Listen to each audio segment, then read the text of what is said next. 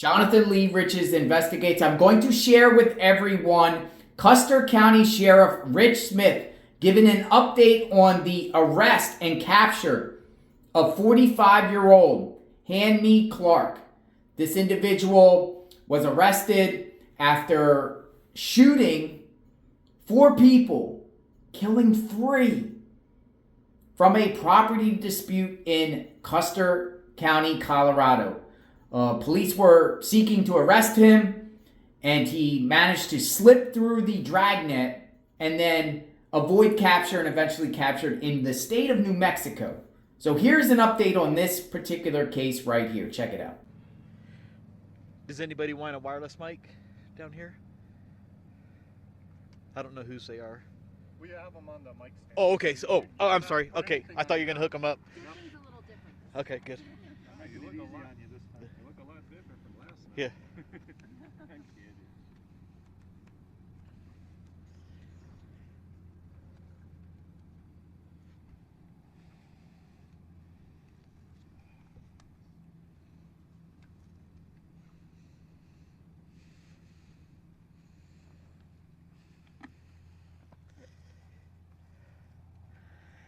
Everybody ready? You are. I think we are rolling. If you could just kind of give us an update. We heard there was some new developments. Yes. So my name's Rich Smith, Custer County Sheriff, and I am super thrilled to say that at 2:48 p.m. I received a call from Kirk Taylor, the U.S. Marshal for Colorado, that his team and the New Mexico State Police captured our suspect near Albuquerque, New Mexico. Do you have any update on the female that was with him, believed to be his girlfriend? She was in the vehicle at the time, and we're going to ascertain what her involvement is in this situation. So she's not in custody at this point? I don't know technically how they've done it down there, but we have some questions for her.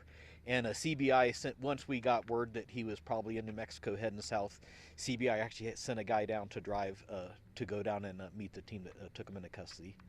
Do you know if there was like a fight or if he put up any? As far as I know, it was peaceful and nobody was injured. You had mentioned that his family was trying to help have a peaceful... That's correct. We received a phone call from his father, and the father made himself available if the time came where he would help talk him into custody peacefully. But I mean, that's the best resolution for us, is that nobody else got hurt, no cops got hurt, and the suspect also didn't get hurt. So the father did play a role? He didn't, but he offered to. He volunteered to do that for us. And do you know what the suspect was doing when he was apprehended? Was he driving a vehicle? He was driving the same white truck we've been looking for. So it was a typical traffic stop almost? No, it was a high-risk felony traffic stop. Tell us more about that. What makes it high risk? Because he was already suspected of 3 first-degree murders. The police officers get plenty of them there, and then stop the car and park a safe distance away and order him out of the car at gunpoint. So this was more than just a get out of the car, Yep. hey, roll down your window. It wasn't a friendly chat. Did they have to shut down a highway, shut down any roads? I don't know. They sent us a picture from the scene of him in custody, which I shared on my Facebook page, and you guys can share that further. But you can see in the picture there's a lot of police cars parked across the highway. You were really emotional earlier when we chatted with you, and now Our teams worked around the clock to catch him. what's keeping you strong at this moment? Can you scooch back over that way just a little bit? Right. Sure. Yeah, so I would be remiss. Also, did you guys get the press release with the names of the victims? So now I want to take the focus off the suspect and put the focus on the victims.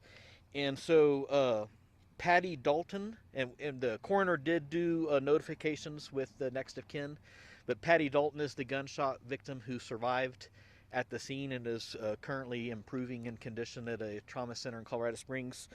Her husband, James Daulton, age 58, was deceased. Robert Geers, Geers, age 63, was deceased at the scene. And then his wife, Beth Wade Geers, age 73, was also found deceased at the scene. And we'll continue to work. We got the suspect in custody, and that was the priority. And now we have a pretty lengthy investigation to go to take this case to prosecution. So I saw the Gears name on on a sign on the property. Was he the property owner? That's correct. The Daultons and the Geers are property owners with the property bordering the suspect. Where's the Dalton's residence in? I don't remember, but both of those are right next together. Have you had any sleep yet? A little bit. How extensive did this go? I mean, it's been more than 24 hours that you guys have been searching for him. Yeah, been just 25 hours from the start of the case to the arrest of the suspect. How do you feel like your team handled this situation? Amazing. And our partners as well. And I would be remiss again to point out the Fremont County Sheriff's SWAT team and Crisis Negotiation Unit. We couldn't have done any of that crime scene processing last night. CBI had an agent here helping us as soon as the event happened, stayed overnight in our town, and is continuing to help us on the case. State Patrol, Colorado Division of Wildlife. I got calls from Pueblo Sheriff, Chaffee Sheriff, Park County Sheriff, all offering help for us as well. So I'm just happy to get here. Now that we know the names of the victims, are you able to tell us if you knew any of them? Yeah, not at this time. But what I would like to say is I'll quit using the suspect's name just because I don't want to give him any notoriety. We just wanted to get him in custody and then make it about healing for our community and the families. Yeah, what would you say to the community, or even those people on Rocky Ridge, who are probably a little relieved tonight? I hope that this brings relief to the neighborhood and to the community, and more importantly, closure to the families of the victims and their friends. One more question? Do you have any knowledge of why he was headed through New Mexico or further south? Does he have ties in that region of the country? No, we used the Kayak Colorado Information Analysis Center. Their crime analysts were helping us beginning yesterday. CBI has a separate crime analyst, and we were looking exactly for those clues, addresses, friends, associates, trying to find out where he would go next. And to my knowledge, I don't know where he was going in New Mexico. Can I just ask, what's going to happen with him now? Does he get extradited back here, or do you know what? Yes, so we are working on doing that, and I'm not sure how long that process will take.